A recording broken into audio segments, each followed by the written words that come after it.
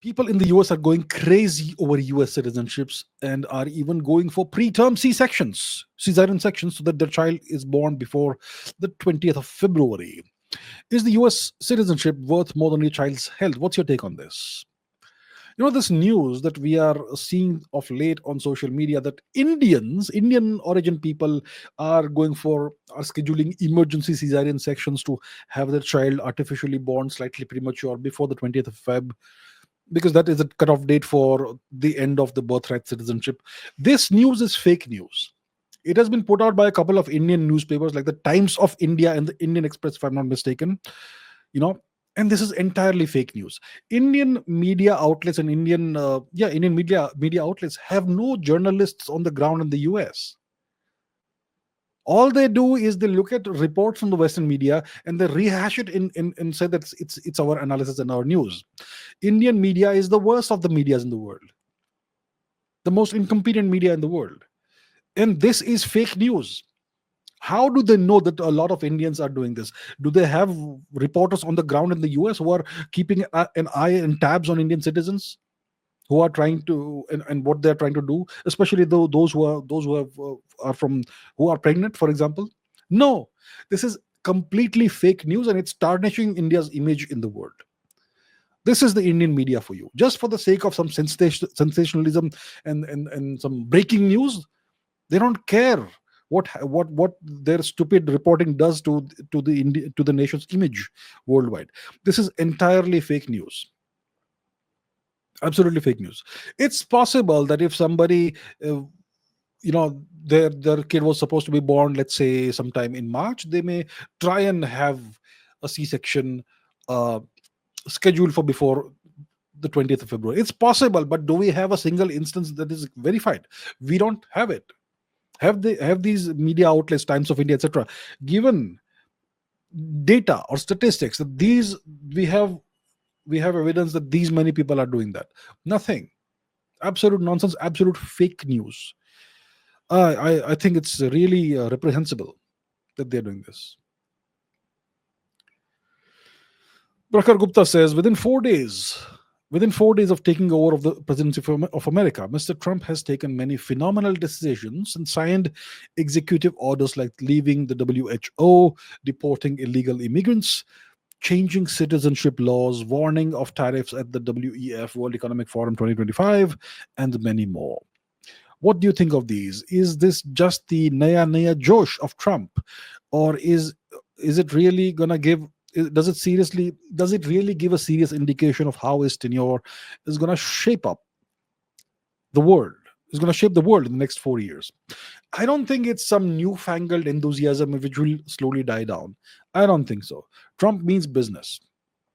And Trump, this time, the difference between Trump as the 45th president and Trump today as the 47th president of the US, the difference is that as the 45th president, he was swimming against the current.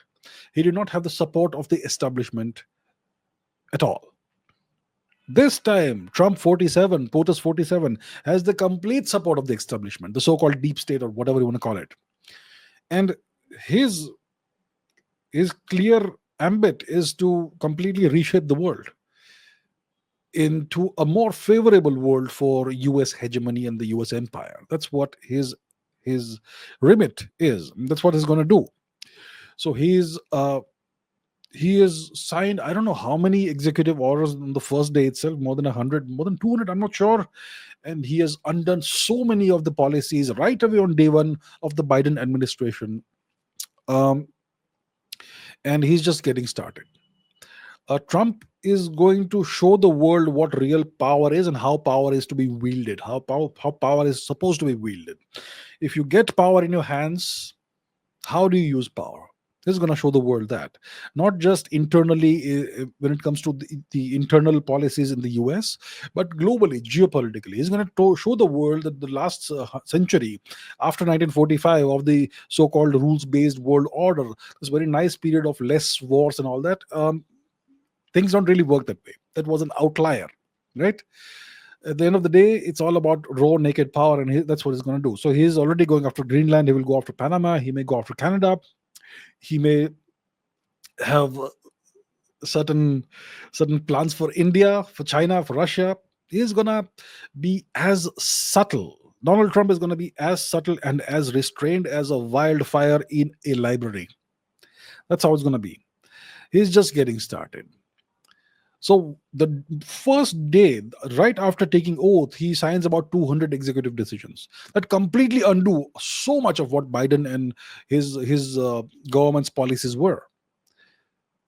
That's how you're supposed to do. That's how you're supposed to do things. Once you get power in your hands, you're supposed to use the power and change things, not continue the same old policies.